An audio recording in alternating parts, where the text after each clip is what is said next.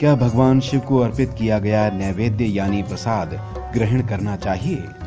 सृष्टि के आरंभ से ही समस्त देवता, ऋषि मुनि, असुर, मनुष्य विभिन्न ज्योतिर्लिंगों, स्वयंभू लिंगों, मणिमय, रत्नमय, धातुमय और पार्थिव आदि लिंगों की उपासना करते आए हैं। अन्य देवताओं की तरह शिव पूजा में भी नैवेद्य निवेदित किया जाता है, पर शिवलिंग पर चढ़े हुए प्रसाद पर चंड का अधिकार होता है।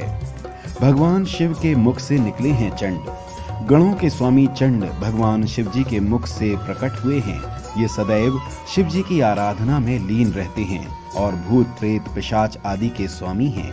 चंड का भाग ग्रहण करना यानी भूत प्रेतों का अंश खाना माना जाता है। शिव नैवेद्य ग्राह और अग्राह। शिव पुराण की विधेश्वर संहिता के 22वें अध्याय में इसके संबंध में स्पष्ट कहा गया है।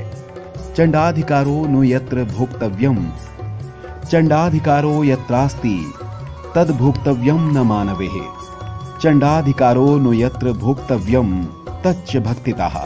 जहाँ चंड का अधिकार हो वहाँ शिवलिंग के लिए अर्पित नैवेद्य मनुष्यों को ग्रहण नहीं करना चाहिए।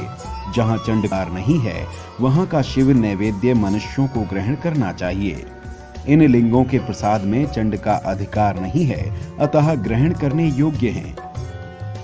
12 ज्योतिर्लिंगों, सौराष्ट्र में सोमनाथ, श्रीशैल में मल्लिकार्जुन, उज्जैन में महाकाल, ओमकार में परमेश्वर, हिमालय में केदारनाथ, डाकिनी में भीमशंकर, वाराणसी में विश्वनाथ, गोमती तट में त्र्यंबकेश्वर, चिताभूमि में वैद्यनाथ, दारुका वन में नागेश्वर, सेतुबंध में रामेश्वर और शिवालय में द्युष्मेश्वर का नैवेद्य ग्रहण करने से सभी पाप भस्म हो जाते हैं।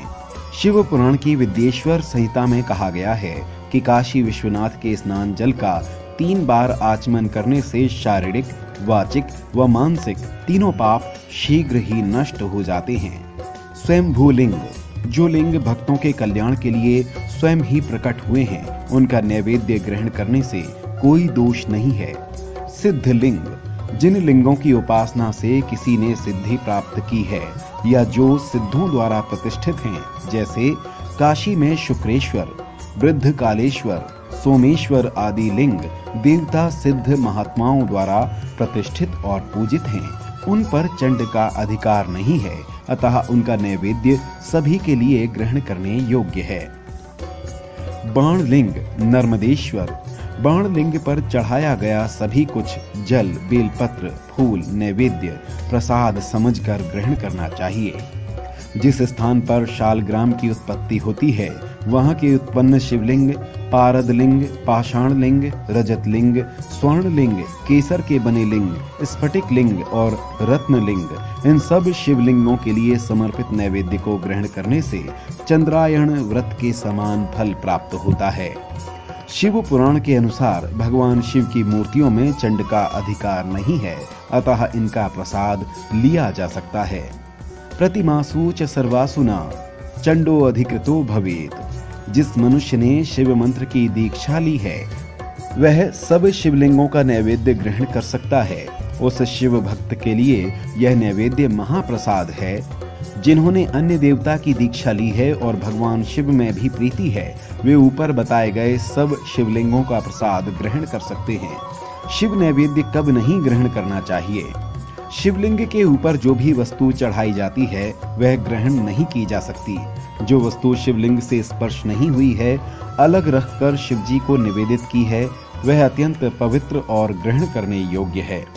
जिन शिवलिंगों का नैवेद्य ग्रहण करने की मनाही है वे भी शालग्राम शिला के स्पर्श से ग्रहण करने योग्य हो जाते हैं। शिव नैवेद्य की महिमा।